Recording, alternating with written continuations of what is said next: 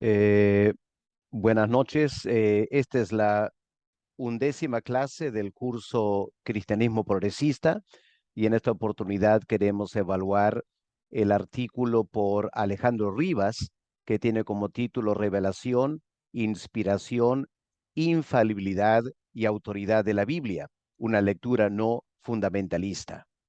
Antes de empezar la clase, quiero anunciar dos cosas. En primer lugar, durante esta última semana de clase, yo quisiera pedirles que ustedes hagan este trabajo. Redacten un testimonio de lo que este curso ha significado para ustedes. ¿Qué han aprendido? ¿Qué cosas les han desafiado al estudiar este curso de cristianismo progresista? ¿Y en qué manera Dios les ha hablado y les ha desafiado para su ministerio en los meses y años venideros? ¿Ok? Así que redacten ese testimonio y me lo hacen llegar para el sábado. De esa manera van a completar el curso. Y finalmente también quiero anunciar que vamos a terminar con la última clase, que será una clase especial por Zoom la siguiente semana, cuando vamos a poder conversar y escucharles a ustedes y conocernos personalmente cara a cara. Así que prepárense para una última clase. Yo les voy a avisar el tiempo, enviarles el link por Zoom para que tengamos una última clase todos juntos para poder conocernos y poder compartir un testimonio verbal también. Ahora, este trabajo que yo les asigné, ustedes han hecho un buen esfuerzo por leer y por evaluar críticamente este escrito. Yo entiendo que para algunos es un poco difícil, complejo leer y analizar. Otros lo han hecho muy bien y eso me alegra bastante. Ahora, yo voy a grabar esta clase y ustedes podrán comparar lo que ustedes analizaron de esta obra y la manera que yo lo puedo analizar. Yo no digo que yo soy experto en esto, pero a lo menos les da un modelo, otros alcances acerca de cómo debemos evaluar esta clase de escrito. He dado como subtítulo el doble discurso de Alejandro Rivas, porque me parece que hay que estar alerta a esta táctica del doble discurso en esta ponencia suya. Ahora, esta frase doble discurso, ¿qué significa? Un diccionario lo pone de la siguiente manera. Doble discurso es el lenguaje que deliberadamente oculta, distorsiona o invierte el significado de las palabras. Ahora, esto me parece que es exactamente lo que Alejandro Rivas hace. Como veremos en un momento, él empieza la ponencia presentándose como un cristiano en cierto sentido bastante ortodoxo que cree en la revelación, inspiración, infalibilidad y autoridad de las escrituras, cuando en realidad lo que él hace es distorsiona o invierte su concepto de estas palabras, pero lo presenta como si fuese algo eh, inofensivo. Lo que él quiere hacer es presentarse como evangélico, pero al mismo tiempo distorsiona el concepto de evangélico para querer llevar a los evangélicos a su postura.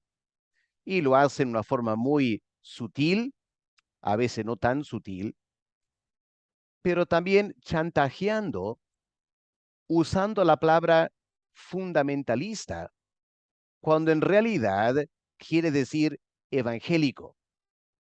Porque lo que él entiende por fundamentalista es lo que el 90% de evangélicos en América Latina creen. Pero claro, él lo que quiere hacer es llevar a los evangélicos a su postura, es decir, cambiar totalmente el sentido de la palabra evangélico. Así que lo que él hace es presenta la palabra fundamentalista, genera anticuerpos contra los fundamentalistas para luego él presentarse como evangélico y llevar a las personas ya presionadas por su chantaje en este artículo a aceptar sus posturas y llamarse evangélico. Así que aquí me parece que hay algo que tenemos que estar bastante alerta y permítame ampliarlo en esta exposición. Ahora, él empieza el artículo afirmando: como cristiano, creo que la Biblia es revelada, inspirada, infalible y normativa para mi vida. Y a primera vista uno piensa, qué bien, eso es exactamente lo que yo creo. Pero vamos a ver en esta clase que en realidad Alejandro Rivas no cree en la Biblia en ese sentido. Y tampoco cree en estos términos que él afirma creer. Vamos a ver, por ejemplo, él dice que la Biblia es autoritativa, normativa para su vida. Vamos a ver en qué sentido la Biblia realmente es normativa para él. O si él está usando la palabra normativa, pero le da un giro inesperado a esa palabra que al final distorsiona el sentido del término. ¿Ok? Ahí está el doble discurso. Al final uno queda con la pregunta, ¿cuál será el significado para Alejandro Rivas de la palabra cristiano? Él se presenta como cristiano. La palabra cristiano tiene diferentes matices, ¿no es cierto? Por un lado, un cristiano es una persona que simplemente asiste a una iglesia cristiana en vez de ir a una mezquita islámica o a un templo hindú. Es cristiano cultural. Otros usan la palabra cristiano para dar a entender es una persona que cree en Cristo y sigue a Cristo o afirma que sigue a Cristo. Bueno, hay muchas personas que dicen creer en Cristo y siguen a Cristo, pero sabemos que hace 2000 años tanta gente seguía a Cristo y al final terminaron diciendo, crucifícale, crucifícale. Así que resulta que la palabra cristiano no es adecuada. El término bíblico es discípulo. Un discípulo tiene la connotación no solo de una persona que sigue las enseñanzas de alguien, sino que se somete a las enseñanzas de alguien. En realidad, la palabra que quisiéramos usar es la palabra hijo de Dios, una persona que ha experimentado el nuevo nacimiento. Porque según la Biblia, cuando el Espíritu Santo nos regenera, ciertas cosas pasan. No solo nos da una nueva naturaleza, un nuevo amor para Dios, por ejemplo, sino que también nos quita la venda de los ojos para darnos el concepto espiritual acerca de cosas como la Biblia.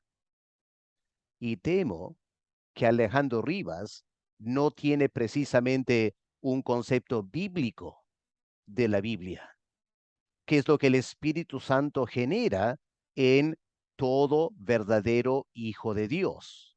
Así que por eso la pregunta, ¿qué es lo que él querrá decir con la palabra cristiano? Él afirma también, dice, afirmo sin embargo que puedo profesar estas creencias, es decir, puedo afirmar ser cristiano y decir estas cosas de la Biblia, sin tener que verme comprometido con las categorías del fundamentalismo teológico. Ahora, lo primero que hay que notar es que Alejandro Rivas no presenta en forma sistemática y clara lo que él entiende por fundamentalista. Por lo tanto, resulta difícil evaluar su uso de la palabra fundamentalista porque no lo aclara, no lo explica. Y eso es un problema aquí.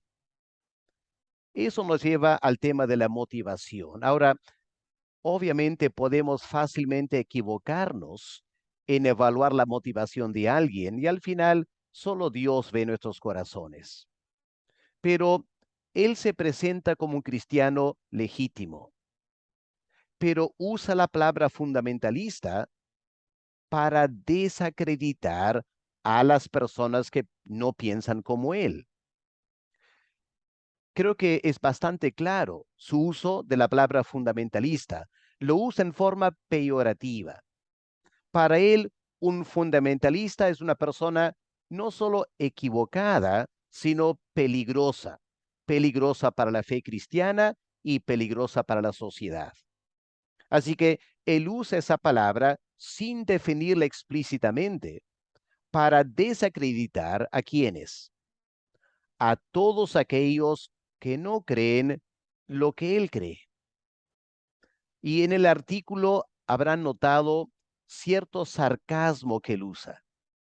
Ahora, en la tarea pastoral, uno ha conocido muchas personas. Y cuando alguien constantemente usa sarcasmo, queriendo denigrar a personas que no creen como él, uno se da cuenta, esta persona no es del todo sana en su interior. En su mundo emocional, psicológico, no es del todo sano. Tiene una raíz de amargura. Y eso se nota en cómo habla y cómo escribe. Vamos a empezar analizando las posturas que presenta Alejandro Rivas en este artículo. Empecemos con el tema de la revelación. Notemos la definición que él da de la palabra revelación y prestemos atención a su definición. Él dice, revelación es el acto por el cual lo trascendente, es decir, lo divino, es humanamente captado. ¿Ok? Esta es su definición de revelación. La pregunta es, ¿será una definición correcta? Porque lo que él hace aquí es el mezcla revelación con recepción. Ahora he presentado aquí un cuadro de la teoría de la comunicación. Cuando una persona quiere comunicarse con otra persona, esto es lo que pasa. Por un lado hay el emisor, la persona que quiere comunicar algo. El emisor tiene un mensaje, lo que quiere decir, tiene un código, cómo lo va a decir, y tiene un canal, el medio a través del cual lo quiere comunicar. Al otro lado está el receptor. El receptor ahora él tiene que escuchar el mensaje, decodificar el mensaje, prestando atención al canal que está usando. Eso es comunicación en general. Ahora, noten lo que hace Alejandro Rivas. Él mezcla revelación, es decir, lo que el emisor hace, en este caso Dios, con lo que el receptor hace, el ser humano, al escuchar a Dios. Escuchemos otra vez su definición. Revelación es el acto por el cual lo trascendente es humanamente captado. Eso es falso. Él está hablando de el receptor. El receptor es el que capta la revelación. Pero el que capta la revelación, eso no es revelación, eso es recepción. Así que desde el comienzo, Alejandro Rivas se presenta su idea en esta manera. Ahora, no es que Alejandro Rivas no se dé cuenta. Él es un hombre muy inteligente. Él está a propósito, me parece, confundiendo las cosas porque le conviene para su presentación. Ahora, miren lo que él dice aquí. Él pregunta, ¿qué me lleva a concebir este libro, la Biblia, como algo revelado? Esta es su respuesta. Descubrir en esos testimonios antiguos un mensaje que toca las más profundas fibras de mi interior y que me invita a ver el mundo de otra manera. Eso es lo que testifica su revelación. Pensemos en esta afirmación de Alejandro Rivas. Pregúntate, ¿no es eso exactamente lo que los musulmanes dicen del Corán? Si uno pregunta al musulmán, ¿qué te lleva a concebir el Corán como libro revelado por Alá? Esta sería su respuesta del musulmán, ¿no es cierto? Descubrir en el Corán un mensaje que toca las más profundas fibras de mi interior, que me invita a ver el mundo de otra manera.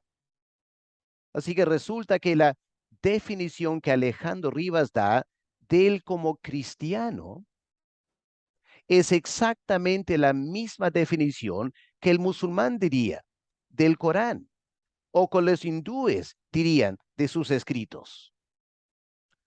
Alejandro Rivas sabe eso, porque detrás de sus concepciones hay una idea que no dice aquí claramente en el artículo, pero si lees otros artículos lo vas a notar, que la Biblia no es la única revelación de Dios, que pueden haber otras revelaciones y que Alejandro Rivas es cristiano porque vive en Perú y se acerca a la Biblia con este propósito general y para él la Biblia es revelación porque hace para él lo que el Corán hace para el musulmán y lo que otros libros sagrados hacen para los hindúes. Así que lo que diría es que aquí no tenemos una buena definición cristiana, bíblica, de la revelación divina. Lo que tenemos es una definición pragmática, no lo que la revelación en sí es, sino el impacto de la revelación. Eso es pragmatismo. También es subjetivo, lo que hace Alejandro Rivas. Es también bartiana, porque Barth dijo, la Biblia no es palabra de Dios, la Biblia contiene palabra de Dios y se vuelve palabra de Dios cuando yo la escucho y dejo que la Biblia me impacte, que es lo que Alejandro Rivas está diciendo. En otras palabras, Alejandro Rivas no nos da una definición bíblica de lo que es revelación. Repito, aquí tenemos los elementos de la revelación. La doctrina bíblica de la revelación dice lo siguiente: hay un Dios eterno, omnipotente, que quiere transmitir o ha querido transmitir un mensaje a la humanidad. ¿Cómo lo ha hecho? Bueno, Dios lo ha hecho como cualquier otro emisor lo hace. Dios tiene un mensaje claro, específico, contundente, lo podemos llamar el Evangelio, que Dios quiere transmitir a la raza humana. ¿Cómo lo hace? Dios mismo escoge el canal o los canales. A veces usa el canal de una manifestación personal, a veces usa un canal de la visión, a veces usa un canal de un sueño. Usa diferentes canales. Y muy aparte de los canales que Dios usa códigos, palabras que tienen cierto sentido, que Dios ha determinado. Él establece el código con el cual Él quiere comunicar. Entenderán, esa es una definición muy diferente de revelación de lo que Alejandro Rivas está diciendo. Y como este diagrama explica, eso es revelación. El concepto del sentido común aplicándose a la palabra de Dios. Veamos la convicción de Alejandro Rivas. Escuchen lo que él dice aquí. La revelación de Dios no debe confundirse con un libro de recetas. ¿Ya? Él hace esta comparación entre la Biblia y un libro de recetas para cocinar. Según creo, la Biblia es revelada porque sus contenidos reflejan una experiencia humano-histórica de lo trascendente. Note que ya está pasando al receptor, ¿ok? Reflejan una experiencia humano-histórica de lo trascendente. Está hablando de lo que personas han experimentado en su encuentro con Dios. Y añade propia de su contexto. Y aquí miren lo que viene a continuación, que me sirve como una poderosa referencia. Noten, referencia. Pregúntate, ¿es autoridad o es una referencia nomás? ¿Para qué? Para descubrir por mí mismo. Así que, ¿es Dios quien tiene la autoridad para decirnos qué creer? ¿O es que yo decido qué es lo que voy a creer a la luz de mi lectura de la Biblia? Alejandro Rivas da a entender que para él la revelación bíblica es una referencia, ¿ya? Una referencia para descubrir por mí mismo. Claro, él añade bajo la guía del Espíritu, pero es muy subjetivo, muy fácil decir eso. Al final, los frutos, el resultado de su discurso nos va a permitir ver si realmente él ha sido guiado por el Espíritu Santo o es otro espíritu que está obrando aquí. Lo que Alejandro Rivas quiere es encontrar y descubrir respuestas a los problemas y desafíos personales y colectivos de hoy en día. Continuando con la analogía de un libro de recetas culinarias. Dice, más que un recetario, porque un recetario lo tienes que seguir al pie de la letra para producir esa torta o ese plato de comida. Él dice, la Biblia no es así. La Biblia es una brújula del Espíritu. Ella no me revela qué hacer, que es lo que un recetario hace, me revela qué mensaje de Dios recibieron los antiguos como criterio para decidir por mí mismo. Noten otra vez, ¿dónde está la autoridad de la Biblia? Si solo es una brújula, le apunta cierta dirección y el énfasis es que Alejandro Rivas va a decidir por sí mismo lo que él va a creer.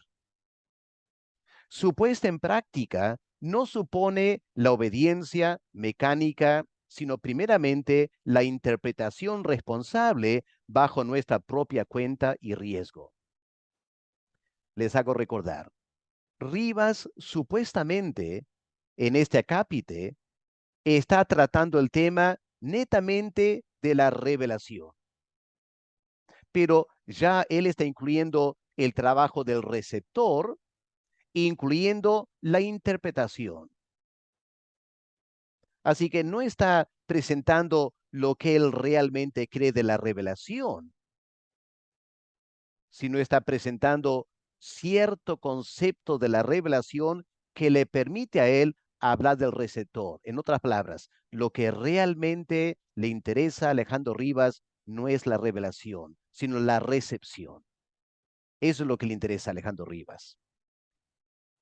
Por eso estas observaciones.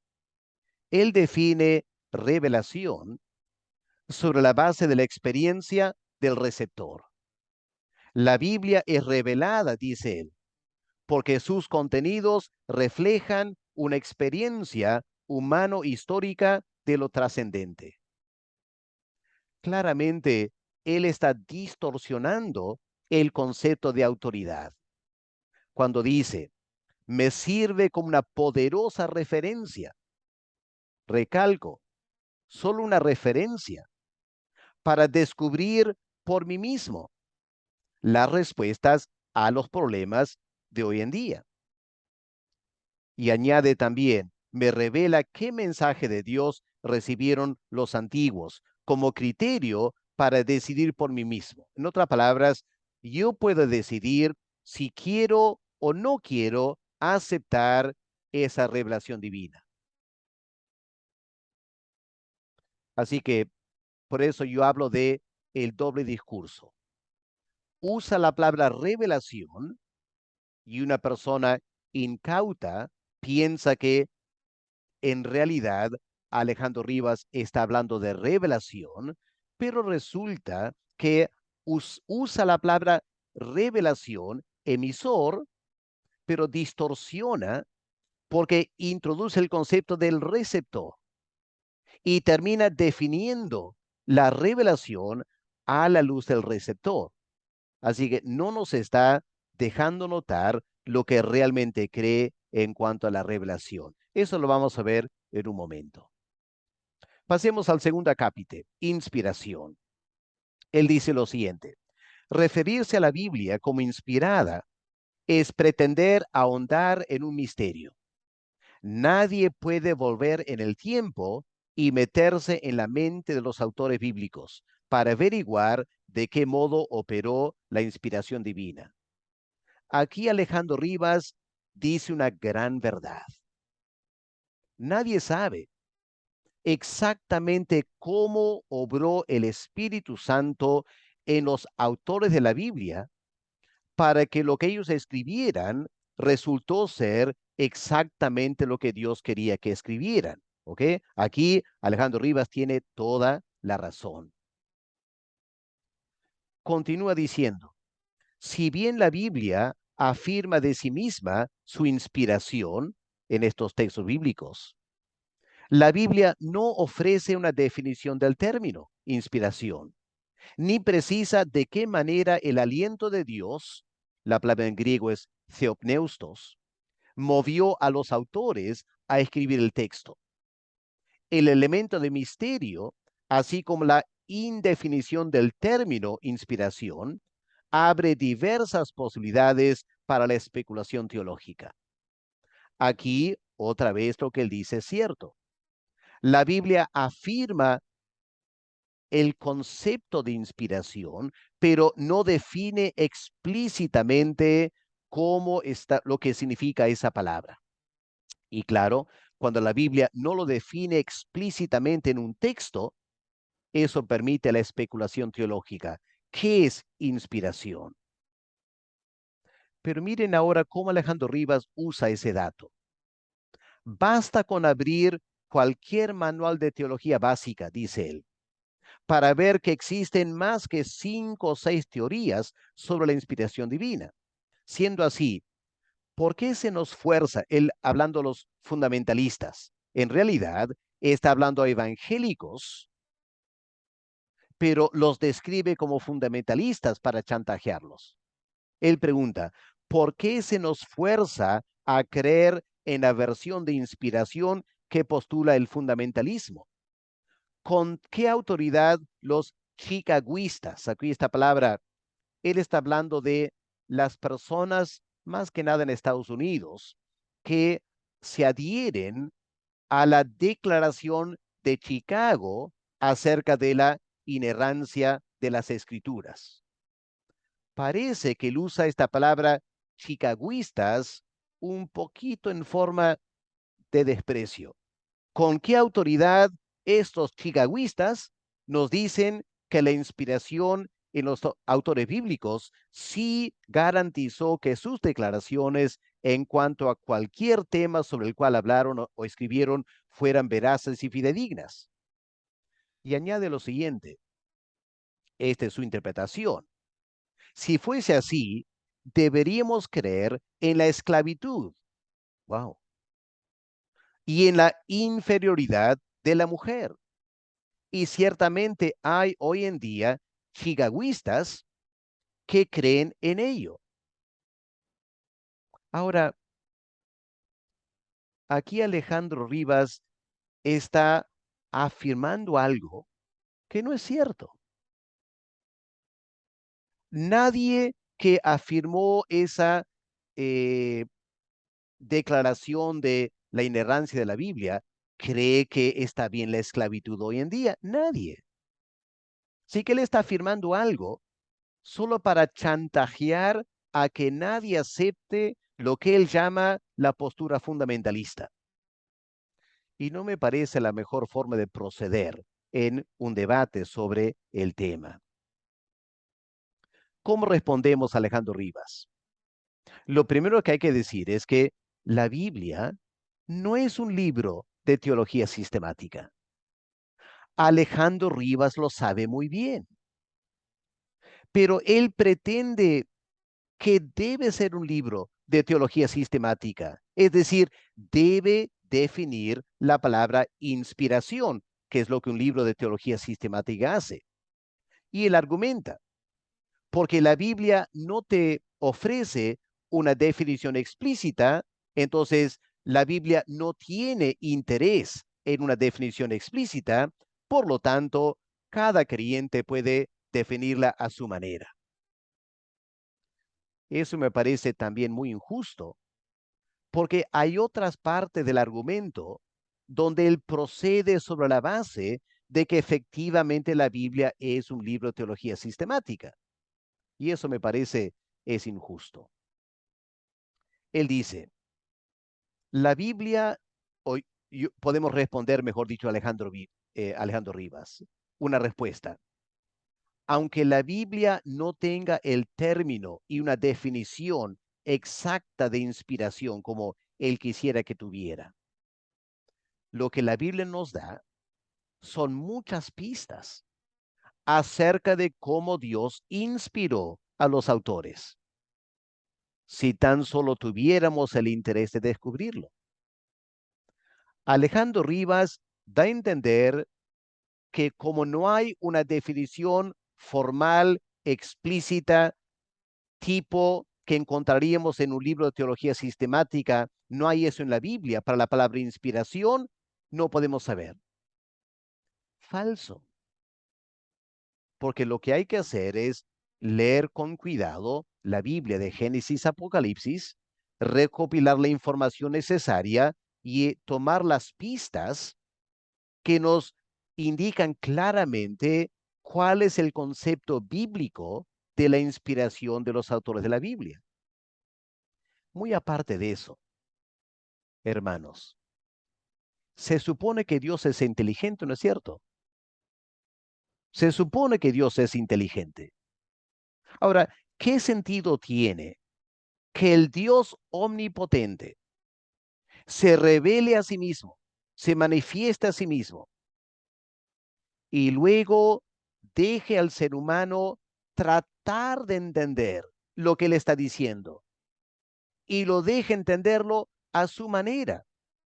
Y según Alejandro Rivas, lo que ha pasado es que el ser humano, por sus contextos patriarcales, machistas, etcétera, han tergiversado, han malinterpretado la revelación divina. Y por eso yo puedo rechazar mucho lo que hay en la Biblia, porque lo que hay en la Biblia no es revelación de Dios. Lo que hay en la Biblia es la recepción de esa revelación distorsionada por el receptor. Pero la pregunta es, ¿Dios fue tan torpe que no se dio cuenta que eso podía pasar? Y si Dios quería comunicar algo, ¿no era Dios capaz de revelarse en tal manera que el ser humano capte exactamente lo que Dios quería decir? ¿Acaso el apóstol Pablo en 2 Corintios no dice que Dios ha quitado el velo de nuestros ojos para entender el mensaje bíblico? Esta idea de que Dios se ha revelado, pero pobrecito Dios no toma en cuenta de que el ser humano iba a distorsionar esa revelación. Y el resultado es una Biblia llena de distorsiones que pobrecito Dios no es su culpa, no se dio cuenta o no pudo evitar que eso pasara. Uno se pregunta, ¿qué clase de concepto cristiano tiene Alejandro Rivas de la revelación de Dios y la inspiración de los autores? Si Dios claramente es capaz de quitar nuestros ojos, la venda de nuestros ojos, los que leen la Biblia, para que podamos entender el mensaje de Dios, ¿acaso Dios no pudo obrar en los autores de igual manera para que el autor entendiera exactamente bien, exactamente lo que Dios estaba diciendo?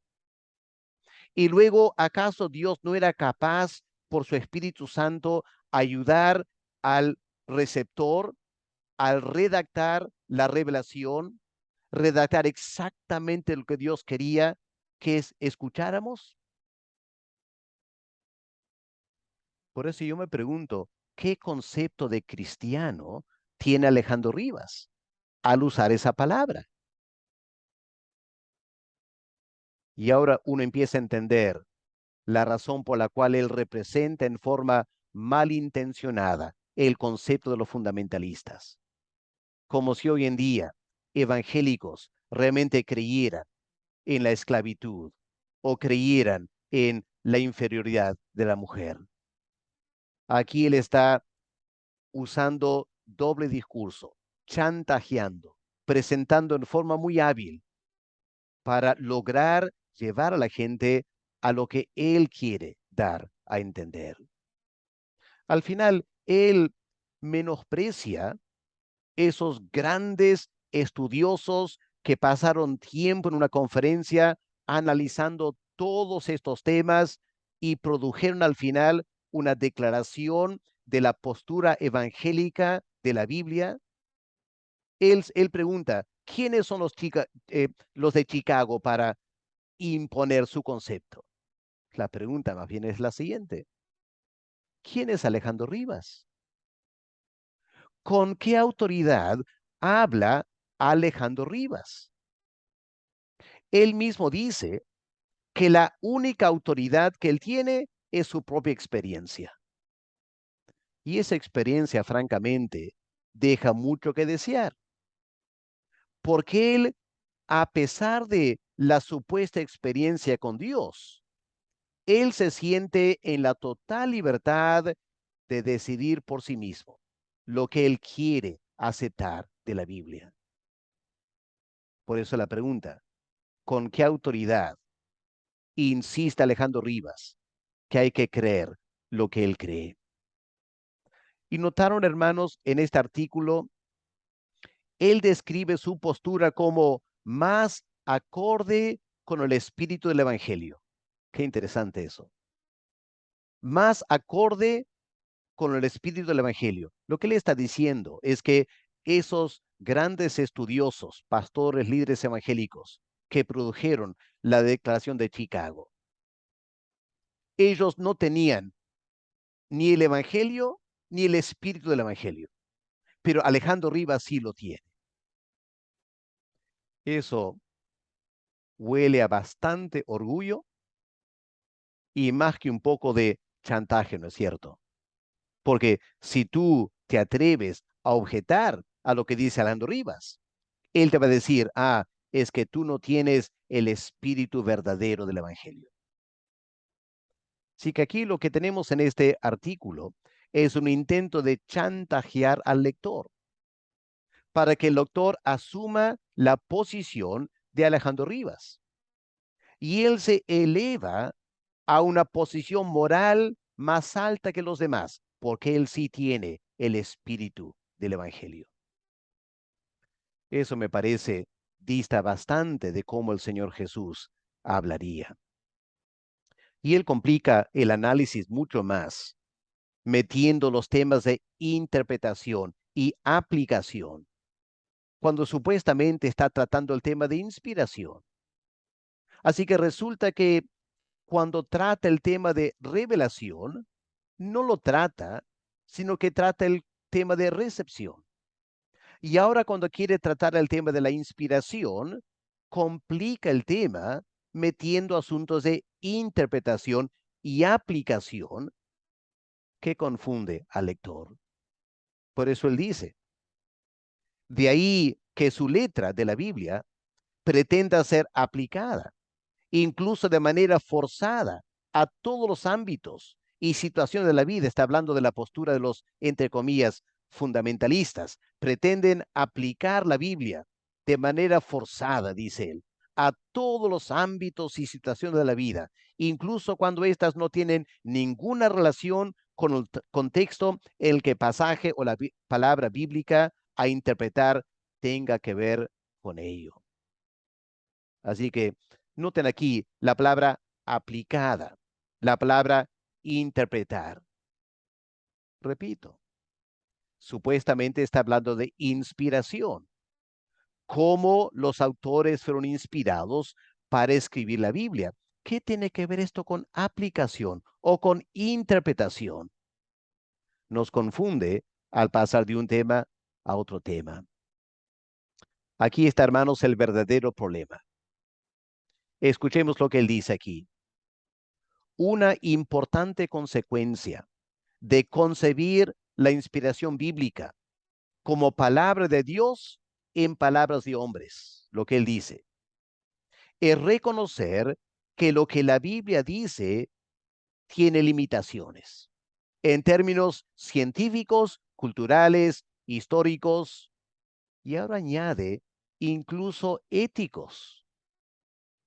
Puesto que lo humano finito ha mediado en la composición de la Biblia, la inspiración de la Biblia, dice Alejandro Rivas, no debe extrañarnos encontrar en ella vestigios del patriarcalismo, nacionalismo, imperialismo, violencia, imprecisiones científicas, entre otros. Wow. Por un lado, él dice que cree en la revelación de Dios y también dice que cree en la inspiración divina, pero resulta que lo que él realmente cree es que los autores humanos estaban tan llenos de prejuicios que cuando redactaron la revelación de Dios, distorsionaron por completo el mensaje y el resultado es que la Biblia contiene vestigios de estas cosas aborrecibles que ya distorsionan por completo lo que tenemos en la Biblia. La pregunta que hay que hacer, Alejandro Rivas, es la siguiente. Si es así, es decir, si su concepto de inspiración incluye la afirmación que los autores tenían estos vestigios, como el patriarcalismo. La pregunta es, ¿qué otros vestigios habrá en la Biblia? Ahora, Rivas claramente, de otros artículos que pueden leer en su blog, Rivas añadiría el vestigio del heteronormativismo. Es decir, la Biblia fue escrita por hombres que tienen este concepto raro de que la única forma de la sexualidad humana es lo heterosexual, la atracción de los opuestos, sexos hombre y mujer. Él llamaría eso también un vestigio de el heteronormativismo de los autores de la Biblia, como Pablo. Él también diría, la Biblia tiene el vestigio de la exclusividad religiosa, es decir, que no hay otro Dios que Jehová, que Jesús es el único camino al cielo. No, eso es un vestigio de una exclusividad religiosa, que hoy en día ya nadie cree, según él. Ahora, si fuera así, si la inspiración de la Biblia permite esto, pregunto, ¿dónde queda la autoridad de la Biblia? La ha destruido por completo. Porque si yo puedo llevar a la Biblia este concepto, la Biblia tiene vestigios de muchos conceptos no correctos. ¿Quién decide cuáles son los conceptos correctos y los conceptos incorrectos? Bueno, ya no es la Biblia, ¿no es cierto? Ya no es la Biblia. Así que tiene que ser el lector de la Biblia. Así que yo llevo a la Biblia mi bagaje cultural que me dice esto es válido y esto no es válido. Así que yo decido qué en la Biblia es válido y qué no es. Pues la pregunta es, ¿quién tiene autoridad? ¿La Biblia o yo? Esta definición de Alejandro Rivas quita por completo la autoridad de la Biblia. Con razón él dice que es simplemente una referencia para que yo decida por mí mismo qué es verdad y qué no es verdad. Así que cuando él afirma al comienzo que es un buen cristiano, que acepta la Biblia, que la Biblia es autoritativa. ¿Se dan cuenta del doble discurso? Él no cree eso, para nada cree eso, pero él quiere pretender que lo cree. Luego él redefine el concepto de autoridad y todo bajo la impresión que esta es la verdadera postura evangélica y si tú tienes cualquier otra postura, eres fundamentalista. Y eso es repugnante. Así que mejor cambio de una vez. Es lo que Alejandro Rivas está queriendo chantajearnos a hacer. Repito entonces, aquí tenemos este discurso doble. Él dice, por el contrario, hablando de la autoría humana, cuando ponemos en un perfecto balance los elementos divino y humano, yo pregunto si realmente es un balance perfecto. Me parece que él enfatiza tanto el aspecto humano que pobre Dios no tiene ni chance para hablar. Pero él dice, si ponemos un perfecto balance, los elementos divino y humano de la escritura, podemos evitar los riesgos, según él, de una lectura literalista y supernaturalista de la Biblia, que sea insensible a los contextos actuales. Ahora pregunto, ¿dónde queda el elemento divino? Si le vas a quitar de la Biblia toda lectura supernaturalista.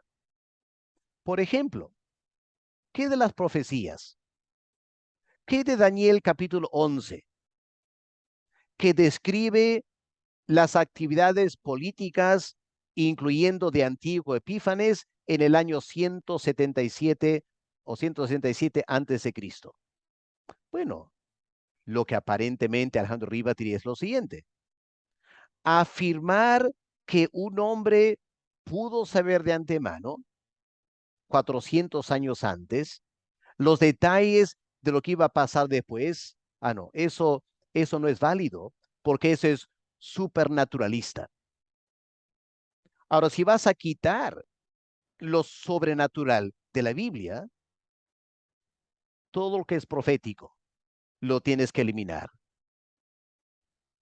Porque según el argumento, si no eliminas esos elementos proféticos y no los llamas invención o vaticinio ex evento, es decir, cosas escritas después del evento, tú estás, según Alejandro Rivas, estás negando la humanidad de la Biblia.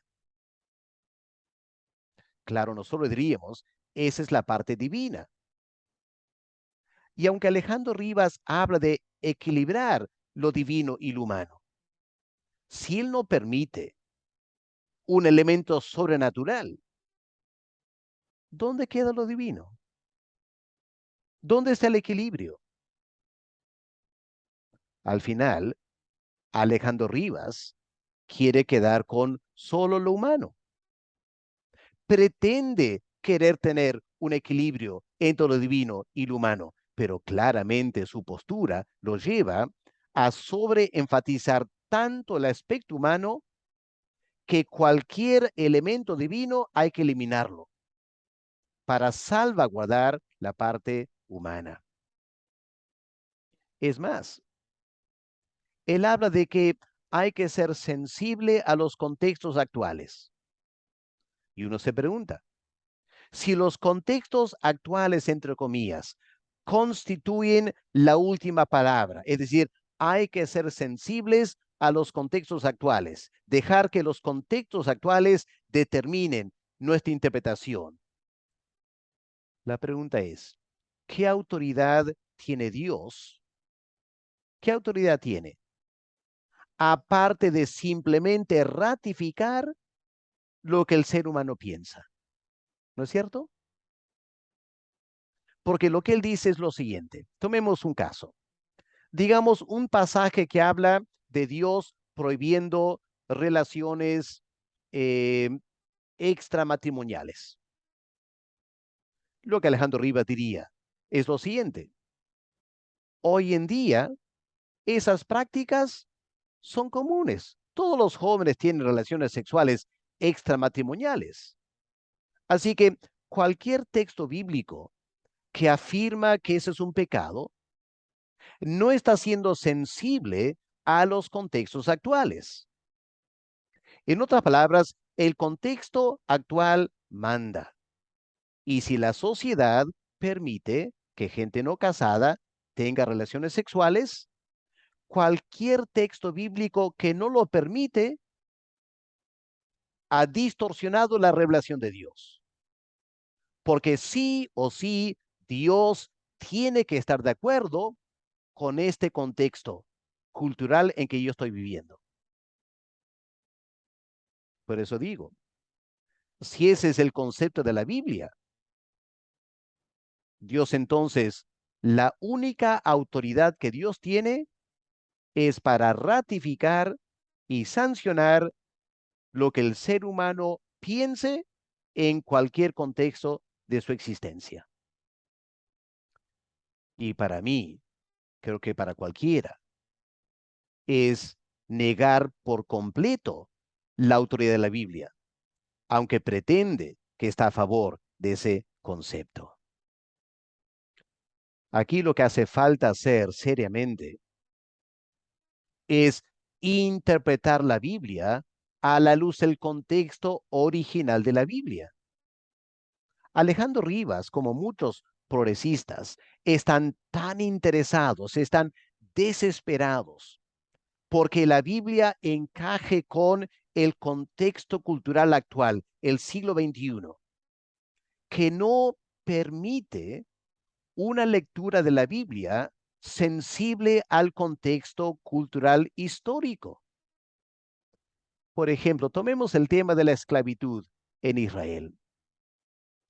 Alejandro Rivas dice que si vas a tomar la Biblia, literalmente tienes que estar de acuerdo con la esclavitud, porque la Biblia habla y da leyes normativas de la esclavitud. Y claro, como nadie hoy en día correctamente quiere aceptar la esclavitud, entonces ya nos está condicionando a aceptar su forma de leer la Biblia. Pero hay una alternativa. ¿Cuál es? Leer el texto bíblico sensible al contexto histórico, original, y preguntarnos qué es lo que Dios realmente está diciendo. Hace 3.000, 4.000 años, el tiempo de los patriarcas, por ejemplo, Israel, en ese tiempo, la esclavitud era algo que se practicaba por todos lados. Cada sociedad tenía esclavos. Así que Dios en su revelación contempla esa realidad. Pero cuando vamos a la ley de Moisés, vamos a encontrar algo muy interesante. En un contexto en el cual la esclavitud era practicada en todos los países y nadie pensaba que era un gran pecado moral tener un esclavo.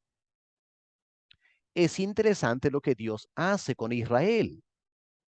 Lo que Dios dice es lo siguiente: ustedes no tendrán esclavos, tendrán siervos, no esclavos. Es una enorme diferencia. Es más, Dios dice, si tú tienes, entre comillas, un esclavo judío, lo tendrás por 7 años. Y al final de los 7 años, en otros textos habla de 49 años, al final de ese tiempo, el siervo saldrá libre. ¿Por qué? Eso no es esclavitud, no es cierto. Esclavitud no es trabajas por 7 años y luego sales libre. Eso no es esclavitud. Así que Israel no tenían esclavos judíos, tenían siervos. Y muchas veces, y la razón por la cual Dios lo permite es la siguiente. Dios dijo lo siguiente: si alguien se empobrece en Israel y tiene una gran urgencia de dinero anticipado para atender una situación de emergencia, ¿qué puede hacer? ¿Qué proveyó Dios en la ley de Moisés? Recibir anticipadamente 7 años de tu trabajo. Un hombre venía y pagaba 7 años de tu servicio. Con ese dinero, tú resolvías las deudas y los problemas económicos que tenías.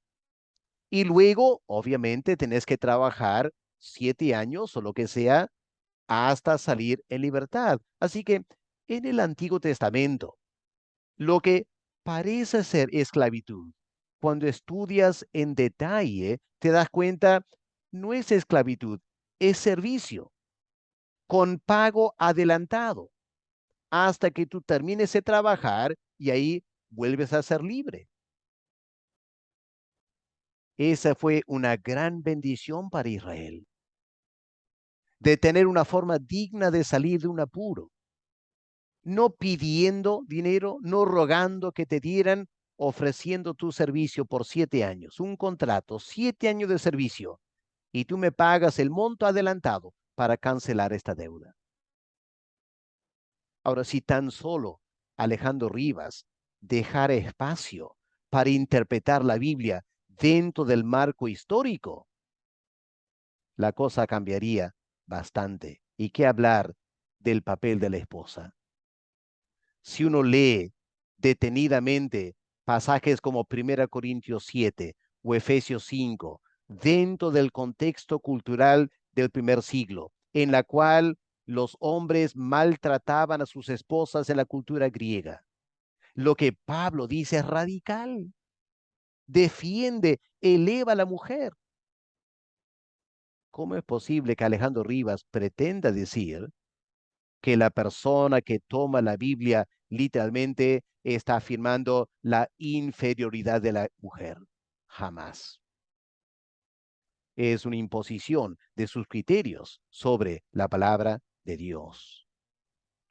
Y aquí vemos que Alejandro Rivas cae en esa trampa que el Señor Jesús nos advirtió, de ver la paja en el ojo ajeno cuando tienes un tremendo tronco en el tuyo.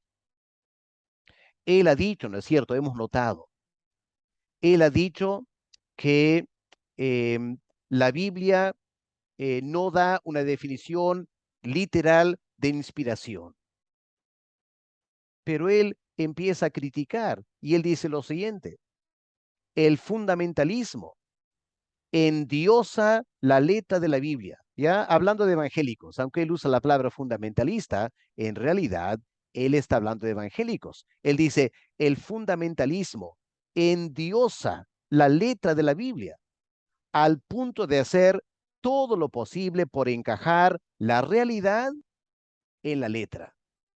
Es su acusación. Ahí está, él está queriendo sacar la paja del ojo ajeno, del fundamentalista, lo que él llama fundamentalista.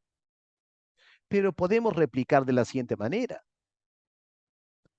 Para no usar su nombre y generalizarlo, podemos decir, el progresismo cristiano endiosa los valores de la sociedad occidental en el siglo XXI, al punto de hacer todo lo posible por encajar dichos valores con la Biblia. Quiero que mediten esa segunda frase, comparando con la primera. Y pueden ver que el cristianismo progresista hace exactamente lo que acusan a los fundamentalistas de hacer. La única diferencia es la siguiente: el fundamentalista, entre comillas, le interesa la Biblia, la letra de la Biblia, y la realidad humana tiene que encajar con la letra de la Biblia. Lo que el progresismo hace es lo siguiente: para ellos, el contexto cultural del siglo XXI, eso es lo importante. Y lo que hay que hacer es forzar a la Biblia para encajar con el contexto cultural o lo que la sociedad occidental, el siglo XXI, afirma como la verdad. Y uno se pregunta, ¿cuál de estos dos métodos de acercarse a la Biblia realmente parece más el espíritu del Evangelio? Forzar la Biblia a encajar con la sociedad del siglo XXI, lo que los humanos piensan, o más bien tratar de llevar la sociedad humana a lo que dice la Biblia?